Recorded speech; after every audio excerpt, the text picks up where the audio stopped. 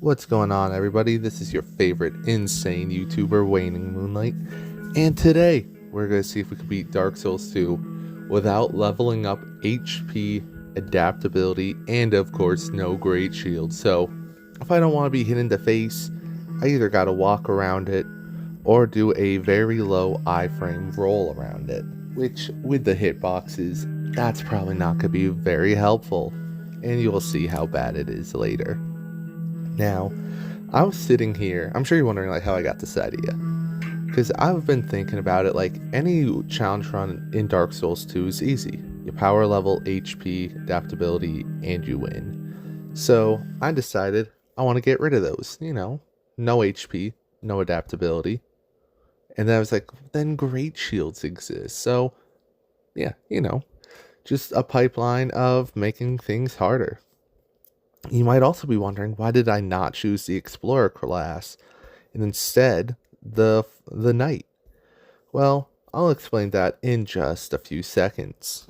And by a few seconds, I mean now. See, in Dark Souls 2, leveling up is a little bit different than in other Souls games, where affecting one stat kind of levels up a few different things in general. So, for example, leveling up a dexterity raises poison defense. But in this game in particular, when you level up at all, your HP just goes up. It's only by 2 points, which if you were to level HP up by itself, that goes up by like 30. And we're going to need some HP. And there's no way you can kind of turn that off, so we're stuck with it. Here, we go against the Dragon Rider. He falls to his doom, and we keep on rolling. Here is where we're going to actually pick up the weapon for our run. It's actually right behind this door. Wait, this thing's locked? Hold on, I need a key real quick. I'm asking very kindly of the last giant to hand me a key, and he obliged. He's so kind like that. So with his key, we head on in and grab the giant lance. Honestly, I don't know why. I've just seen this weapon here for so long, and I was like, I gotta use it at some point. So today's the day. I don't know if it's good. I don't know if it's bad. All I know is it's giant. We run back here, buy the key, and we open up the blacksmith shop because I honestly don't know what this thing needs to upgrade. I don't know if it's Titanite, Twinkling Titanite, whatever. And lucky me, it's regular Titanite, which we can buy from him. Which just makes him richer, but it makes us a stronger. So, we already got a +3 weapon under our belt, and all we've done is killed one boss. Off to a great start. So, I go ahead, run for our next boss, the Pursuer. And I have pretty low expectations, but about 200 damage for one swing? Man, that ain't too bad. It's been a long time since I've used a great weapon that was this quick. So, yeah, Pursuer, not an issue. The heavy attack is also like a charge multi-hitting attack, which can stance break like regular enemies. This thing's crazy. But anyways, we're heading off to the Lost Bastille, and we need to open up this blacksmith.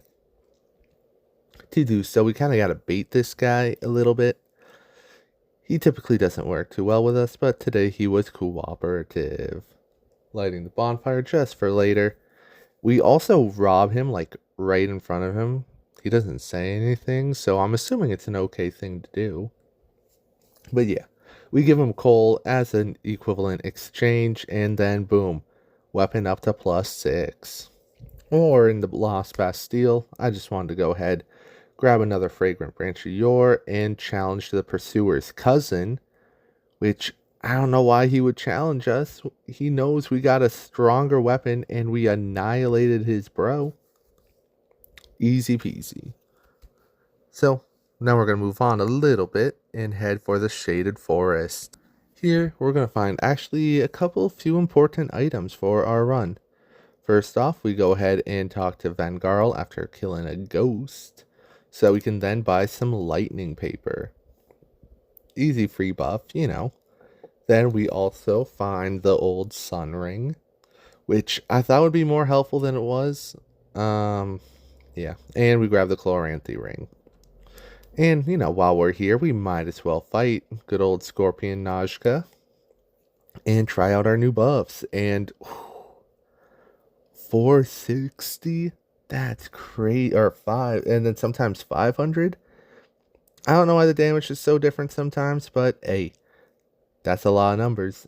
And I'm pretty sure big numbers means good things. I don't know, I'm not a numbers man, not professional. But with her souls, we go ahead and speak to a cat, like one does, and buys the cat ring. See, this is why we chose the night class. You need, to my understanding, 1000 HP to make the drop into the pit, which we may not have leveled HP directly, but leveling up around brought it up. So, hopefully, you know, we can make it into the pit. We take on the congregation, and they're not really anything at all. Last few runs, they've been a bit of a pain for me, so this felt good to just tear up the place. But they weren't my goal. My real goal was actually up here, in the form of a bonfire aesthetic. Then we head back to the Lost Bastille to take on the Ruined Sentinels. I threw on the cat ring, just in case like we take fall damage, and buff our weapon, and cut through these guys like a hot knife through butter. Honestly, I usually am a little worried for the Ruined Sentinels, and I don't know why. This was insanely easy. Look at that one heavy attack. Oof. Insane. If you've never used this weapon, pick it up, because it's apparently one of the best weapons in the game. So says I, the guy who's never wrong. But anyways, we got a few things we got to do. Like, jump the Pursuer's cousin once again. I don't know why his extended family hates me, but, you know, gotta match his energy, I guess. Then we head on up here, so then we can grab our real prize, once again, the bonfire aesthetic. So, now with all that, our HP barely above the 1000 threshold. Can we live it? Yes, we can. But before we go too deep into it, I found a Darkstone. So I was like, you know what? I'm gonna infuse the weapon. Why not? Try something new. And of course, I infused our weapon with dark before fighting a boss that does dark damage. I'm a master planner. If you didn't know this, I'm sure you're jealous. But anyways, the rotten wasn't too bad. I'm a little worried for the later runs, but for now, our damage is solid. We chunk him a good bit, which means hopefully we chunk him in the future. And luckily, he didn't kill me the first attempt, and that's what I'm here for. But because I was a little worried still, I went ahead and bought some bright bugs to help us later, and I level up our faith a little bit. I'll tell you why later. But either way, we head back in. He's been reborn on New Game Plus, and that means clearly this should be an easy run. You know, we bright bugged. He was easy the first time. Why would he be a challenge the second time? Damage wise, we still got it. That's still pretty solid damage. A little bit buffed from the bright bug. And then, you know, of course, because everything is perfect, we don't die. Because, you know, we're just that guy. Barely living until we die again. And, again. But don't worry, it was only a couple losses. Next attempt went much better. Cut off his hand and then pierced him.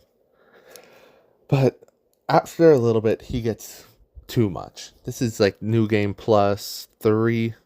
And he's one-shotting us. So I realized we need to do something a little different.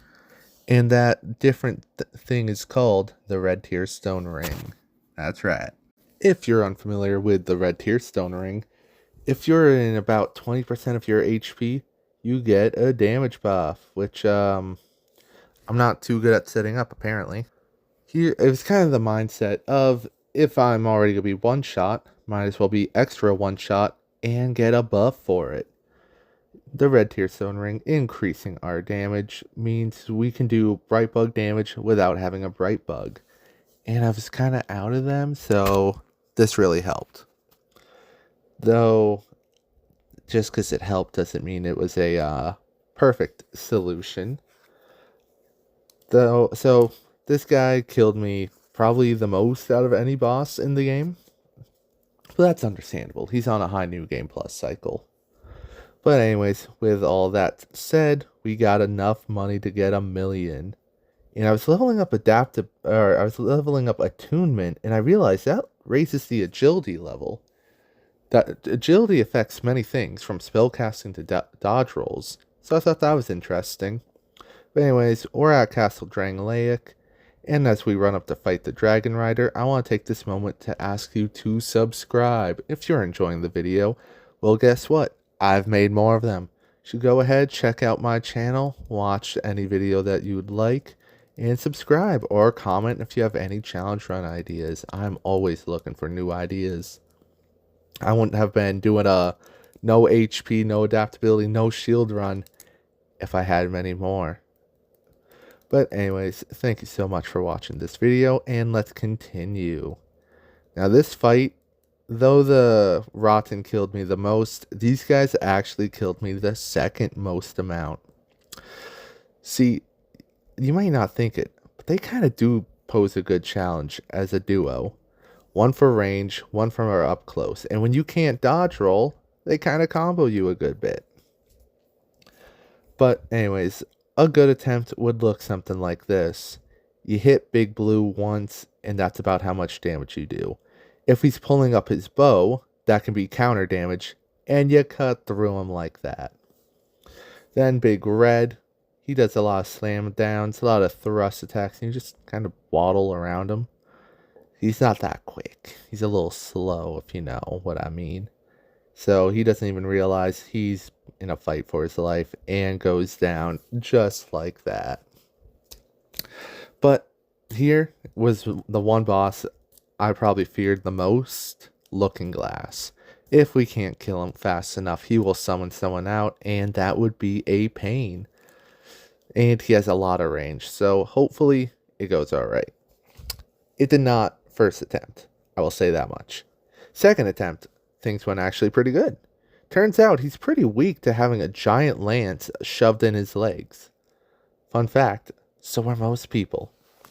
But yeah, he doesn't even get a chance to summon someone out, because I just beat him down that quick. And I don't know how I dodged that hit, but lucky me. But now, it's time for the Shrine of Amana, and I wasn't looking forward to this. So, I went ahead and grabbed the bow. And did you know if you have a bow, the Shrine of Amana is easy? Yeah, grab a bow, take your time next time you play this game. It makes a world of difference. But anyways, I take out these bugs that break your armor and then head into the frog. And I was a little cautious to say the least. Hitboxes on him can be a little janky at times, and his damage output can be a lot. But it looks like we can survive a hit, which is what I like to hear. And other than that, he doesn't hit me again. So really nothing to worry about. Unless you count his little jumps. No big damage hits, that's what I should say. We finish him off with a good charge, and it's time for Bellstat. I came in here, once again, I've been saying cautious a lot, but I was a little cautious. Hitboxes are pretty active for a long time on his weapons, even when you don't think they would be. So, you see his weapon moving really slow, and you still get hit. And you're like, I shouldn't have been hit there, but, it's a video game. You gotta go by its rules. And luckily, he doesn't have that high of a damage output. But Bellstat has been a important checkmark for us, because I need his soul for his spell, actually, that he's doing right here, his buff. So once he goes into phase 2, Nothing really changes. Our damage is still insane. We break his kneecaps. And now with his soul, we just need to go and get someone who can make it into the spell. So we grab the King's Ring, 'cause we kind of can't forget that. Head into the Forest of Fallen Giants, which we go ahead and find where we were earlier. Now, his spell, if you're unfamiliar, raises both your attack and defense. And if you're like summoned with other people, it raises theirs as well. But we can't just turn it into a spell. No. We need a Fragrant Branch of Yore.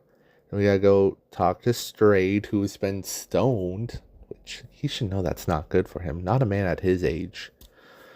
And we talk to him. He yaps a good bit. I don't really care. He's some dangerous man. And we can go ahead and get Sacred Oath.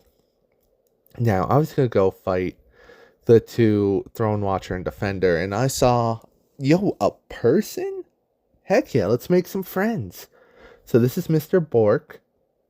You know, full name Mr. Bork. Bork 91.